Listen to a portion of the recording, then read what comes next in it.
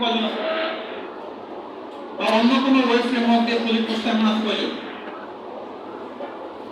খুবই সংখ্যাটা কি খুব বেশি? খুব বেশি না। তো বাকিদের অবস্থা আসলে কি হবে? তোমরা যারা করতেছো না এই জিনিসগুলো তাদের অবস্থাটা কি হবে? You have to rethink about it, যে আমি বের হওয়ার পরে আমি সিভিতে কি লিখবো, সিভিতে রেজাল্টের পাশাপাশি তোমার কি প্রজেক্ট আছে সেটা কিন্তু কোম্পানি দেখতে চাবে।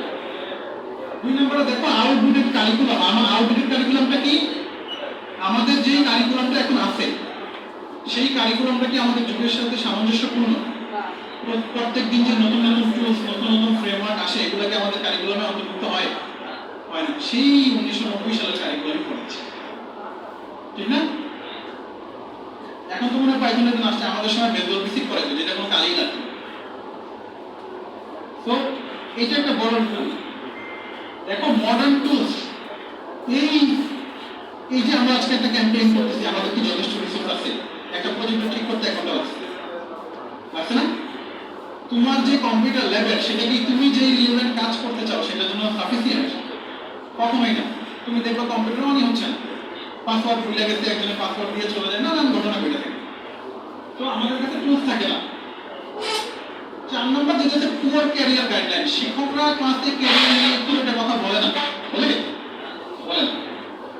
তো যেখানে তোমাদের এই ক্লাবটা তোমাদেরকে ইনপুট দিতে পারবে, তোমরা যেটা করবা মাঝে মাঝে যারা বড় ভাই আছে, যারা যে আজকে ওয়েব ডেভেলপমেন্ট, কালকে মোবাইল ডেভেলপমেন্ট, তারপর দিন Python, C plus plus, cyber security, networking, অন্যান্য যে project management, soft skill, language, এই যে জিনিসগুলো আমি বললাম, এইগুলোর উপরে সেমিনার করবো।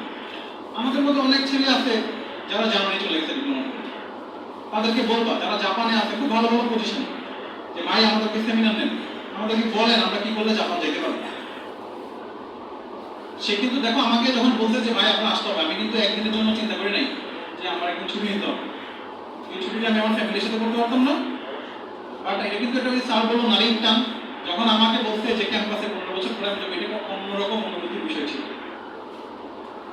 আমাদের রিলেভেন্ট, আমাদের সাথে যে সমস্ত ছোট ভাইরা কানেক্টেড ছিল, আমরা উইদিন 2 ইয়ার সবাইকে জব ফেসিলিটেট করতে পারছি, কারণ দে আর কানেক্টেড টু আস।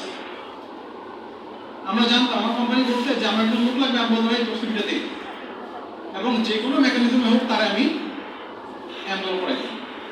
কিন্তু তাকে যে আমি এনরোল করাবো, আমার মানিজ্য থাকতে হবে না? তাহলে তার এই মানিজ্য থাকতে গেলে তার কিন্তু নলেজ না। এই নলেজটুকু যদি তোমরা তোমাদের এডুকেশন লাইফে নিয়ে যাও, ফান্ডামেন্টাল অফ এনিথিং, যে আমি ওয়েব ডেভেলপমেন্টের ভাইয়া বেসিকটা পারি, আমাকে সুযোগ দেন, আমি ইন্টারমিডিয়েটে যাবো, আমরা এটা পারি।